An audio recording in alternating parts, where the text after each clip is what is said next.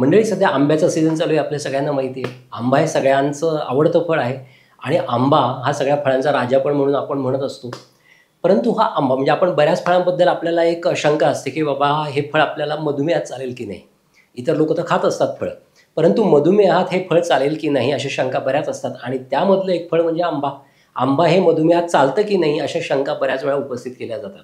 आणि असे बरेचसे व्हिडिओ पण येतात, की याच्यामध्ये असणारं शुगर आहे ती वेगळी आहे, हे ग्लुकोज नाही, त्याच्यामुळे हे फळ मधुमेहामध्ये चालतं, शुगर वाढवत नाही. असे पण बरेच व्हिडिओ आपल्याला पाहायला मिळतात किंवा वाढवती शुगर, शुगर वाढते आंब्याने, असे पण आपल्याला बरेच व्हिडिओ पाहायला मिळतात. तर आपण या सगळ्या शंकांचं निरसन आजच्या व्हिडिओमध्ये करणार आहोत.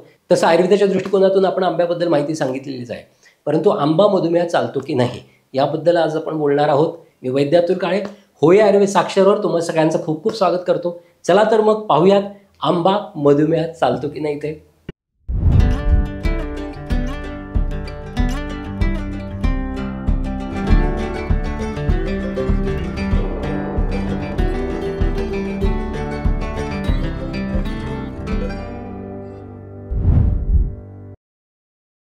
मंडळी, प्रत्येक फळामध्ये नक्कीच शुगर जी असते किंवा ग्लुकोज जे म्हणतो ते ग्लुकोज नसते, तर फ्रक्टोज असते. म्हणजे फळांची एक वेगळी शुगर असते ती असते.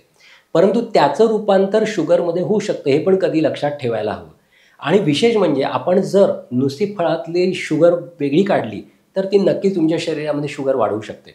परंतु आपल्या ह्या अख्ख्या सृष्टीमध्ये जे घटक आढळतात ते आपण क्रूड फॉर्ममध्ये जर खाल्ले तर नक्कीच त्याचा त्रास आपल्याला कमी होऊ शकतो. याचं कारण सांगतो तुम्हाला, की जे आपण समजा एखादा घटक घेतला तर त्याच्यामध्ये एखादा आपण एक्स्ट्रॅक्ट काढतात ही मॉडर्नची मंडळी किंवा आधुनिक मंडळी, आणि ते आपल्याला ते औषध म्हणून देत असतात. परंतु त्याचे साईड इफेक्ट असतात. मग तुम्ही ड्रग टुडे बघितलं, म्हणजे जे ॲलोपॅथीच्या औषधांचं एक पुस्तक आहे, त्याच्यामध्ये प्रत्येक औषधात साईड इफेक्ट दिलेले आहेत. परंतु आयुर्वेदिक वनस्पती म्हणा किंवा फळं म्हणा, त्याच्यामध्ये जे महत्त्वाचे घटक आहेत ते आपण एक्स्ट्रॅक्ट न करता तसंच ते फळासोबत खाल्ले तर त्याचा परिणाम असा होतो, की त्या फळामध्ये असणाऱ्या घटकामुळे जे साईड इफेक्ट होत असतात त्याला न्यूट्रलाइज करणारे घटक त्या फळामध्ये असतात आणि ते सगळंच आपण खाल्लं तर आपल्याला त्रास होत नसतो. तसंच आंब्यामध्ये जी शुगर असते ती शुगर आपल्या शरीराला बाधू नये यासाठी त्या आंब्यामध्ये असतात फायबर्स आणि अँटीऑक्सिडंटसुद्धा. तसा आंब्याचा ग्लायसेमिक इंडेक्स बघितला तर 51 आहे. त्याच्यामुळे तुम्ही जर आंबा खाल्ला तर खूप खाल्ला तर हळूहळू शुगर वाढणार आहे. परंतु जर तुम्ही योग्य प्रमाणात हळूहळू जर आंब्याचं सेवन केलं तर नक्कीच तुमच्या शरीरातली शुगर नियंत्रित राहू शकते. मग या साखरेला नियंत्रित करण्यासाठी आंब्यामध्ये असणारे फायबर्स उपयोगी पडतात. आंब्यामध्ये अँटीऑक्सिडंटसुद्धा असतात, की जे तुम्हाला चिरकाळ तरुण ठेवण्यासाठी, ऊर्जा देण्यासाठी, तुमच्या शरीरामध्ये शक्ती वाढवण्यासाठी फार उपयोगी पडत असतात. त्यामुळे आंबा खाताना या गोष्टी कधीही लक्षात ठेवायच्या, की आंबा मधुमेहांना जर खायचा झाला तर तो हळूहळू खावा. खूप आंबे खाणं हे नक्कीच मधुमेहासाठी चांगलं नाही. अगदी नाहीच खायचं असं पण नाही करायचं. जर योग्य प्रमाणात खाल्ला तर नक्कीच याचा चांगला फायदा तुम्हाला होऊ शकतो आणि तुमची साखर पण नियंत्रणात राहू शकते.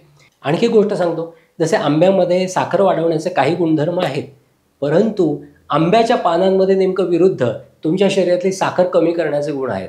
त्यामुळे जर तुम्ही आंबा खात असाल आणि त्याच्याबरोबर जर तुम्ही आंब्याची कवळी पानं जर रात्री गरम पाण्यामध्ये भिजत ठेवली, म्हणजे 1 लिटर पाणी घ्यायचं, त्याच्यामध्ये 15-20 आंब्याची कवळी पानं भिजत ठेवायची, झाकून ठेवायचं, सकाळी गाळायचं आणि ते पाणी पीत राहिलात तर तुमच्या शरीरामध्ये साखर नियंत्रित राहील. आणि आंबा खाताना आणखी एक गोष्ट लक्षात ठेवण्यासारखी आहे बरं. आपण आंबे घेतो, अगदी सीझनच्या सुरुवातीला आंबे येतात, परंतु ते औषधांनी पिकवलेले असतात, त्यासाठी कार्बाईड वापरलं जातं आणि ते नक्कीच आपल्या शरीरासाठी घातक असतं. तर आपल्या शरीराला घातक नाही असे आंबे कोणते? तर जे नैसर्गिकरित्या पिकवलेले आहेत ते. मग असे आंबे ओळखायचे कसे? तर पहिली गोष्ट, देठ जो असतो, आंबा असतो त्याला देठ असतो, तर त्या देठाच्या अवतीभोवती एक छोटा खड्डा तयार होतो, जो तुम्हाला सांगतो की आंब्याला पाड लागलेला आहे आणि आंबा हा नैसर्गिकरित्या पिकवलेला आहे. हे कधी लक्षात ठेवायचं. नैसर्गिकरित्या पिकवलेली दुसरी आंबा पिकवल्याची खूण म्हणजे वास घ्यायचा, खूप छान सुगंध येत असेल तर समजायचं की आंबा नैसर्गिकरित्या पिकवलेला आहे. तिसरं परीक्षण म्हणजे आंबा जर तुम्ही पाण्यामध्ये बुडवला, जर तुम्ही पिकलेला आंबा जर पाण्यामध्ये बुडवला, जर तो बुडत असेल तर समजायचं की हा आंबा नैसर्गिकरित्या पिकवलेला आहे. यापेक्षा वेगळ्या जर टेस्ट येत असतील, परीक्षण येत असतील तर नक्की समजायचं की हा आंबा औषधाने पिकवलेला आहे, कार्बाईडने पिकवलेला आहे ते. त्यामुळे आंबा खाताना नैसर्गिकरित्या पिकवलेला आंबाच खा, जेणेकरून तुमचं आरोग्य चांगलं राहील आणि तुमच्या शरीरामध्ये टॉक्झिसिटी वाढणार नाही विषकारक घटक वाढणार नाही. आंबा खाण्यासाठी या सगळ्या गोष्टी तुम्हाला नक्कीच उपयोगी पडतील.